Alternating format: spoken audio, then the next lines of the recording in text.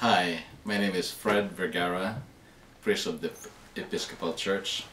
I'd like to introduce to you my booklet, one of my booklets, being Episcopalian. Questions and answers about the Episcopal Church. Why I wrote this book? There are two persons who motivated me or inspired me to write this booklet. Angela, my wife, and Genevieve, one of the young Episcopalians.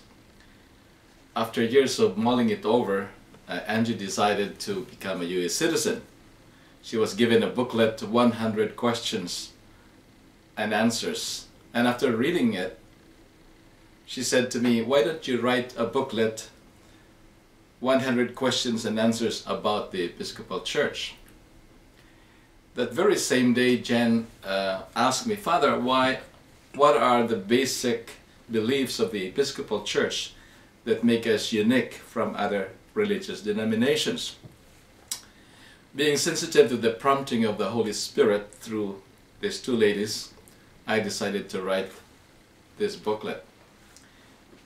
I wanted it to be simple, readable, understandable, like the Bible or like the 100 U.S. citizenship questionnaires.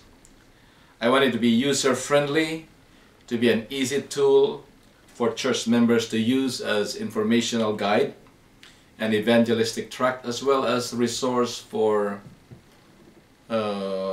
baptism, confirmation, or introductory courses. Now, the Episcopal Church does not teach that we are the only true church.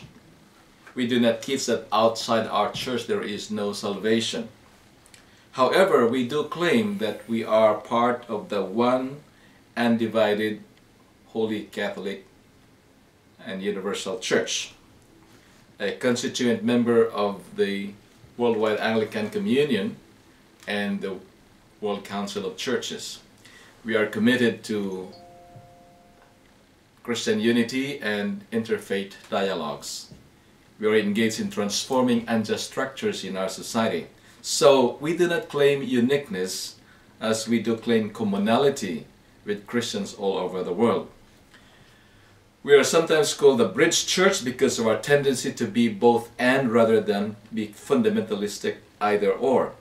We are both Catholic and Protestant, both ancient and modern, both conservative and liberal, always trying to be balanced, fair, and just, even as we remain faithful to the basic essence of the Christian faith. Our theology is often called via media, or middle ground, or middle way. We are an inclusive church, welcoming all people unconditionally. This is expressed by our sign, "The Episcopal Church welcomes you." So many of the questions and answers in this book are based on the Episcopal Church Catechism. The Book of Common Prayer states that catechism is a commentary on the creeds, but it is not meant to be a complete statement of beliefs and practices. Rather, it is a point of departure for the teacher. So I am not a cradle Episcopalian, but rather one who has come full circle in tasting many denominational flavors, if you may. I was baptized Roman Catholic. I was ordained in the Iglesia Filipina Independiente. I worked with the Anglican Church of Singapore. I worked with the Presbyterian Church, and finally I became Episcopalian. I learned that in my own religious travelogue that Christianity is like a diamond with many facets, and I have decided to settle with the facet of the Episcopal Church. Now, I believe that as Episcopalians, we must be ready at all times to justify our existence and presence in the world. If people inquire about what we believe, we must be ready to give them the basic tenets of our faith. Christianity, for me, is a living religion because it interacts with the contemporary world. So like Christianity itself, the Church is a living organism. It must engage people from all walks of life and must seek to understand the context in which people find themselves. if they would ask what good would it be if they joined the Episcopal Church, we must be ready to share our story and give an account of the hope that is in us. So I believe that this booklet can help you read, mark, learn, and inwardly digest what being Episcopalian is all about. Like an appetizer to the main dish, I hope this booklet can whet your appetite and inspire you to study more about the Bible, about Christianity, the Episcopal Church, and its teaching.